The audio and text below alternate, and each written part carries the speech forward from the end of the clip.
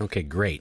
Now we've seen how to create some line work, how to edit the line work, how to control some things visually between layers and styles. And we've also seen how to create annotations. Let's continue on with our chapter project here. We're going to start with the chapter project from our layer chapter, chapter 9, and we're going to build on top of that file. I've put a copy of it here of what I've done in the chapter 10 subfolder. It's called Project Template. Let's open that up. This will get us started. So remember, annotations will make or break your drawing, especially when construction is involved. Many people that you make drawings for do not know how to read drawings. So that may sound surprising to you, but you're going to find out it's often the case.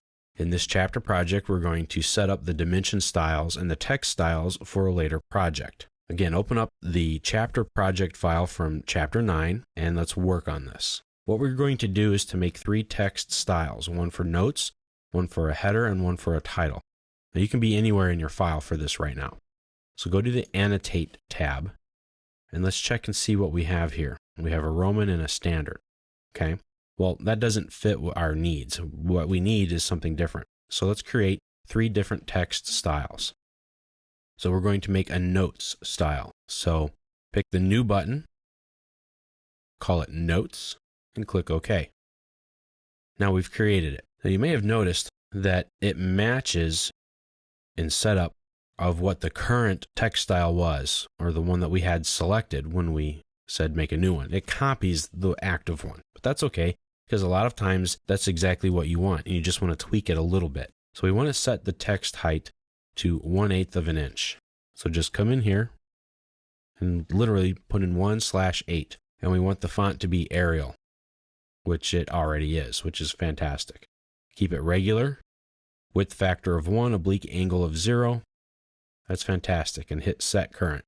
And then I'll say, hey, look, you've changed this style since you've last done this. Do you really want to or not? And yes, I do. That's great. Now let's make another one.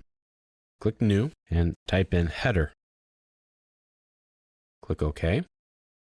And now on this, we want it to be Arial, but we want it to be bold. So let's make it bold. And we want the height to be a little bit bigger. So we'll go from 1/8 to 3/16. Okay. Now let's make another one. So yes, we want to save that. And this time we're going to call it title. Click OK. And that's going to be an Arial, bold, and we're going to make that 1/4 of an inch. Some really big text here because it's our title text. Set current. Actually, let's make our notes style current, and then click close. So now, automatically, our text style that's going to happen is going to be called notes. That's great. Now let's make some dimension styles that are going to be suitable for an architectural drawing measured in feet and inches.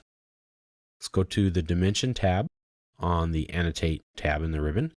Click the flyout arrow, and we only have the one style here. Now we're going to make a new style, say new, and we're going to call it Architectural Project. And we're going to start with the standard style because that's all we have available to us. Click Continue. Now we need to make some changes. In the Lines tab, let's make everything by layer. Same thing with the extension lines.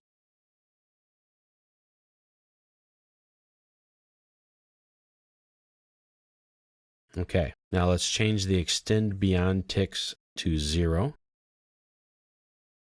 We'll keep that the same. Now this is going to be an architectural drawing, so we need to look at the Text tab and the Symbols and Arrows tabs. Now we're going to use architectural tick. That's good. Now our leader is going to be a closed arrowhead, which is what we want. Everything else here appears to be what we want. So let's go to the Text tab.